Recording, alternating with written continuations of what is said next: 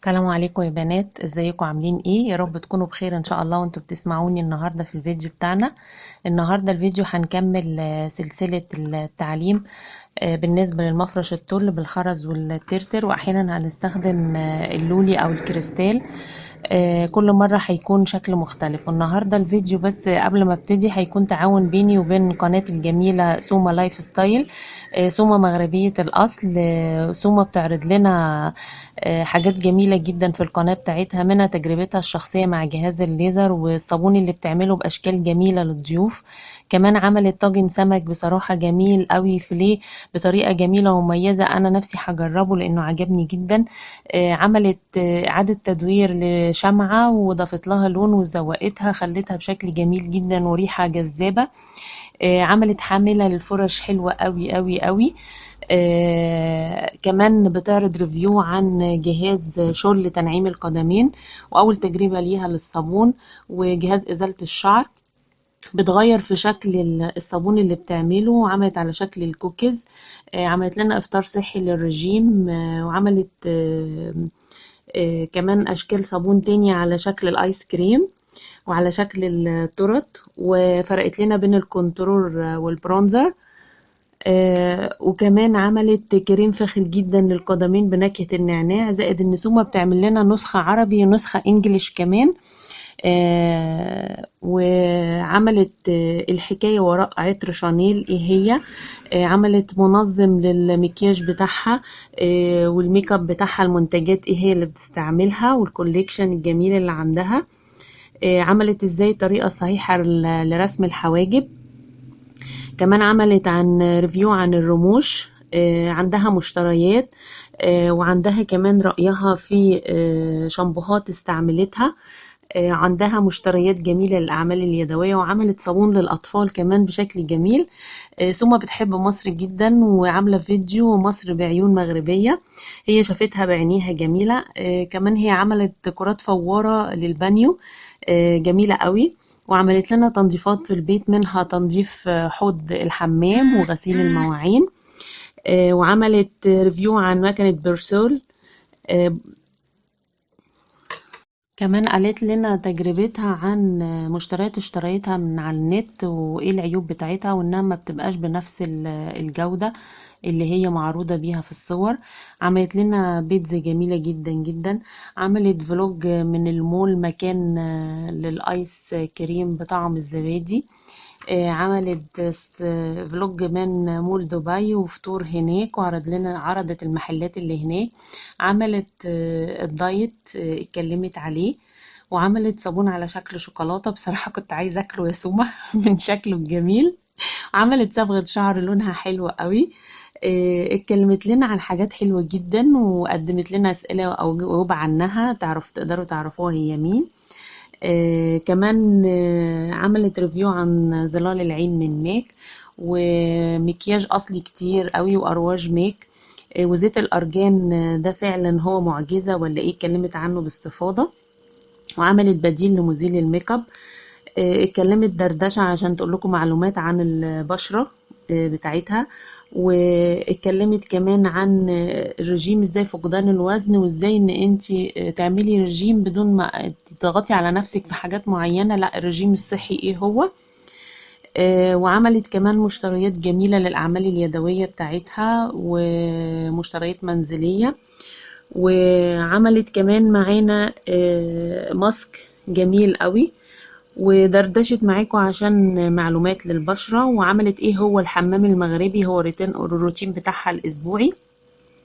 قناة سومة جميلة جدا جدا، ومهما قلت عليها مش عشان هي صاحبتي بس، بجد انا بحبها جدا، وقناتها متميزة وجميلة وبتعرض نسخ عربي وانجليزي للفيديوهات بتاعتها.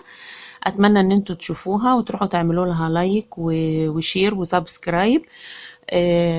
وتدعموها، لان بجد قناتها تستاهل قوي قوي قوي. وسومة هتعمل لكم النهاردة معطر اقتصادي للمنزل بريحة جد جميلة جدا جدا. واسيبكم بقى ان شاء الله مع الفيديو الجديد. بينا نروح نشوفه، ولما تروحوا لها تقولوا لها ان انتوا جايين من عند قناة سمر لايف ستايل، وتسلموا لي عليها قوي قوي قوي. يلا بينا نشوف الفيديو. السلام عليكم يا بنات. النهاردة فيديو جديد، بنكمل بقية سلسلة التطريز بشكل جديد النهاردة. معاكم سمر من قناة سمر لايف ستايل. هنبتدي نكمل نقول بسم الله الرحمن الرحيم. فأنا وريتكم حاجة نموذج أنا عملته، ده اسمه الترز المنفوخ. بصوا بيبقى عبارة عن، بنجيب اللي هو الاستراس ده، حجم ده لو كانت الدايرة أكبر شوية أو الدايرة على قدها، بس طبعا عشان لو أنا حطيته على دي وعملت مسافات مش هيطلع مظبوط، لكن أنا قلت الصغير ده، والشرط اللون مش هيبان قوي من تحتيه، هوريكم ازاي. وبنستخدم ايه؟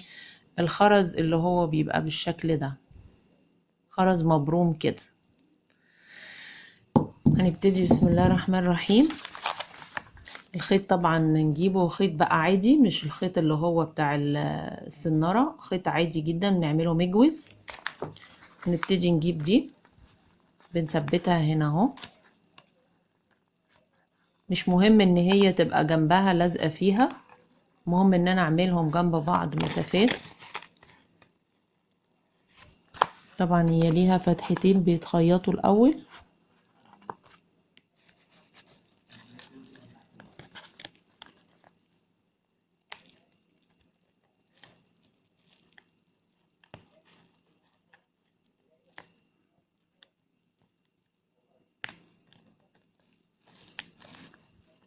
هخيطها في فتحة وارجع لكم. انا خيطت اول واحدة اهي، طلعتها من الخرم. هنزل من تحتيها عشان اثبتها، لان هما خرمين قدام بعض، يعني زي ما انتوا شايفين في الكبيرة دي هو بيبقى خرم اهو، وادي الخرم التاني، فلازم اثبتها الاول من كل ناحية.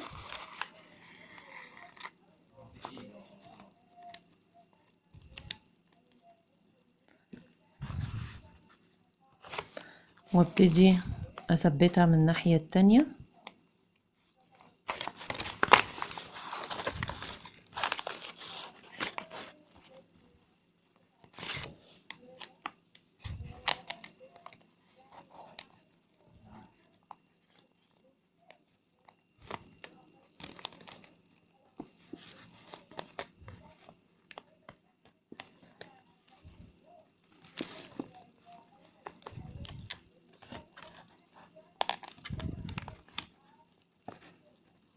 بتبقى معكساني شوية، لازم لان انا حاطه الكاميرا قدامي بص فيها وانا بصور لكم، عشان تبقى قريبه وتقدروا ان انتوا تشوفوا اكتر. فاثبتها من الناحيه التانية واجيلكم. كده انا اهو طلعتها، واجي بقى انزل جنبها اهي كده، ثبتها.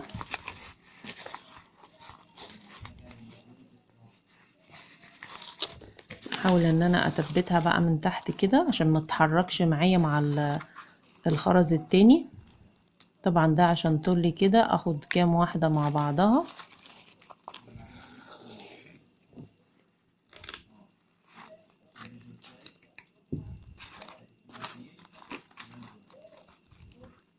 اخد عليها مره كمان.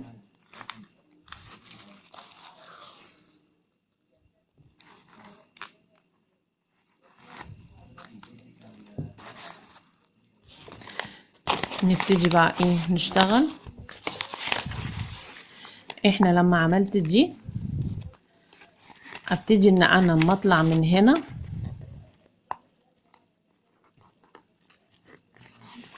انا طلعت كده، ابتدي اخد الخرز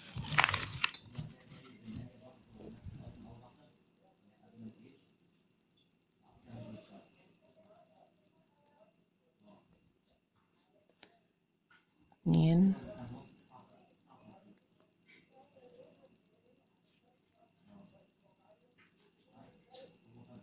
تلاتة أربعة خمسة ستة. بيختلف طبعا على حسب حجم الاستراس. انا هجرب دلوقتي السبعة كده. طبعا لما اجي انزل لازم انزل قدامها مباشرة علشان يبقى في نفس الاتجاه قدامها. هنزل كده قدامها تحتيها كده على طول واشد نفس الاتجاه قدامها بالظبط، واروح طالعه من الناحيه التانية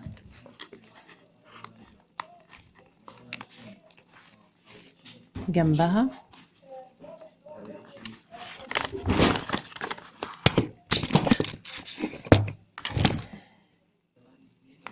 الكاميرا وقعت مني الحمد لله وانا بشتغل، زي ما قلت لكم انا حطاها قدامي.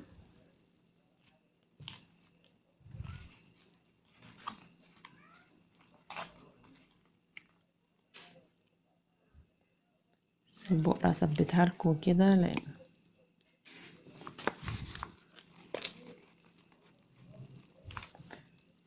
ابتدي بقى اخد خرز تاني، خليها تبقى قدامها كده، شايفين في النص بالظبط قدام بعض، اشد واظبط وابتدي اخد خرز تاني.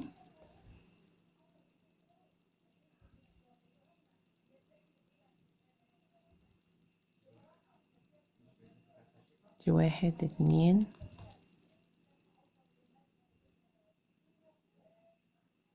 3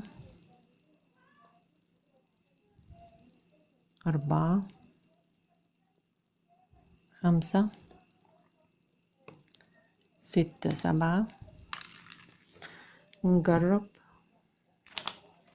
طبعا هي كل ما هنبعد عن قطر الدايرة اكيد هيقل العدد، بس احنا هنجرب جنبها بالظبط وهنشوف هتجيب اللي هي ال7 يجوا مظبوطين ولا هنحتاج تاني ولا هنقلل.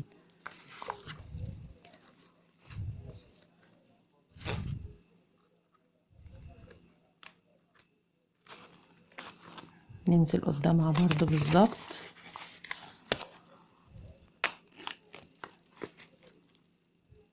اهي. نيجي نطلع من هنا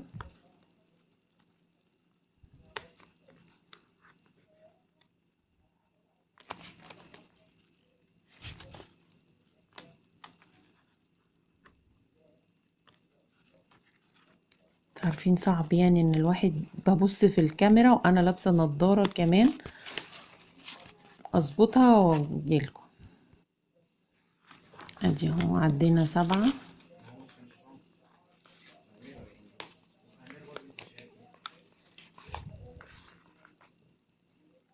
كذا، واروح نازله قدامها بالظبط جنب التانية.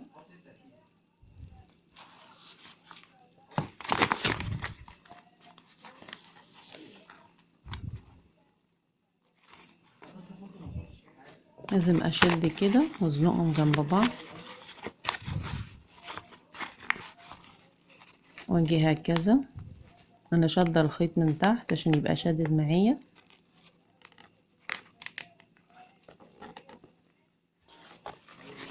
اطلع من جنبها كرر نفس العمليه وارجع لكم.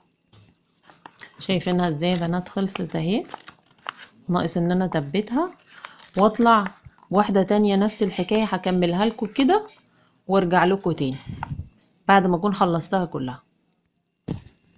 وادي يا بنات اهي بعد ما خلصت، بصوا شايفين شكلها جميل وهي بارزه كده. طب انا هسيب اللي في النص كده؟ لا، هنروح جايبين اللولي. اللولي ده مقاس ده كويس، ناخد واحده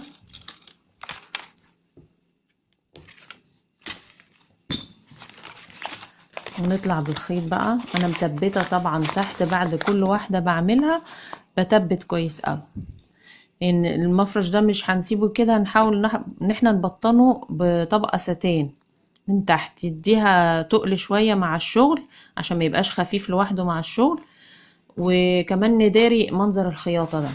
ربنا يسهل ان شاء الله. ادعوا لي انتوا بس، الوقت هو غصب عني والله. اطلع كده من النص بالخيط اللولاية وانزل من الناحية التانية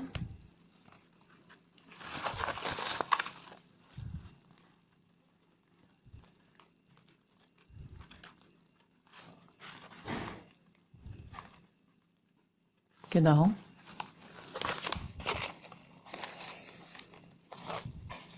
اللولاية اهي بقت في النص، منظرها جميل. اشدها قوي واتبت عليها كده اهو، وابتدي بقى ان انا هثبت عليها من تحت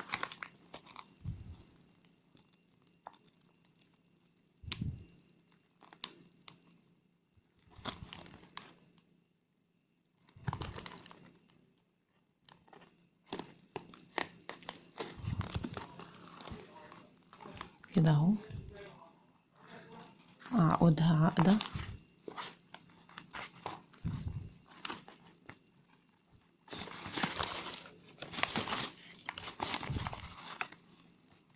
بقت المنظر ده. دلوقتي احنا عندنا اهو الشكل اللي هو بالكريستال، ممكن ان هو يتعمل. عندنا اللي هو بالترتر اللي هو زي قشر السمك فوق بعضه، وعرفتوا طريقته ازاي في الفيديو اللي فات. وده فيديو النهاردة اهو سهل جدا. في طريقة تانية برضو ان احنا نعمل الطرز المنفوخ ده، او اسمه التنبات المنفوخ، ان احنا نعمله بطريقة تانية غير ان احنا نحط له خرز من تحت. ليه طريقة تانية بتديله الممكن الارتفاع اللي احنا عاوزينه. طبعا مش هقدر اقول لكم عليها دلوقتي، لازم تشوفوها عملي. ففي كذا شكل هنجربه ونعمله، ولسه هنجرب كمان اللي هو الترتر. انا جايبة ترتر تاني اللون ده تغيير شوية، يبقى جنبه كده في تغيير، فهنشتغل بيه. ده هو بني بيدي ضي شوية، اللون اللي هو الذهبي على اللون الاخضر. نشتغل بيه في حاجة تانية جنبها، ونبقى جربنا ايه من كل الاشكال. وممكن نستخدم اللون كمان الاخضر، مش الغامق، الاخضر الزرعي الفاتح، هيبقى منظره برضو حلو وجميل ولايق. مش لازم ان المفرش كله يبقى لون واحد، لا، ممكن ان انا احط الوان جنب بعضها متناسقة. ده يا بنات كان فيديو النهاردة. يا رب ان شاء الله يكون عجبكم. والنهارده ما كنتش طولت عليكم، بس هو معلش فيديوهات اللي هي الواحد بيمشي خطوه بخطوه بتاخد وقت، فاستحملوني. اللي هو بقى ملوش في حته ان هو يشوف فيديو طويل يعني ويستحمله، ومش عايز ان هو يتعلم، فما فيش داعي ان هو يتفرج عشان ما يملش ويتضايق ويزهق يعني. يا رب يكون عجبكم النهارده الفيديو، ويكون افدتكم برضو بحاجه. وربنا يسهل نكمل بقيه السلسله ان شاء الله. اشوفكم في فيديو جديد. ما تنسونيش بقى في اللايك والشير لو عجبكم الفيديو، تشيروه بين اصحابكم اللي محتاج ان هو يتعلم ويعرف. دي حاجة على قدي كده زي ما قلت لكم، يعني انا مش خبيرة قوي فيها في التطريز، بس هي حاجة زي ما قلت لكم بنغير بيها وبنعمل حاجة مع ميل ايدينا. مرة في مرة هنتقن ونعمل حاجة زيها زي الجاهز بره. والاشتراك في القناة، اللي ما اشتركش بقى وعجبته القناة يشترك. وإن شاء الله أشوفكم الفيديو الجاي. سلام عليكم، باي باي.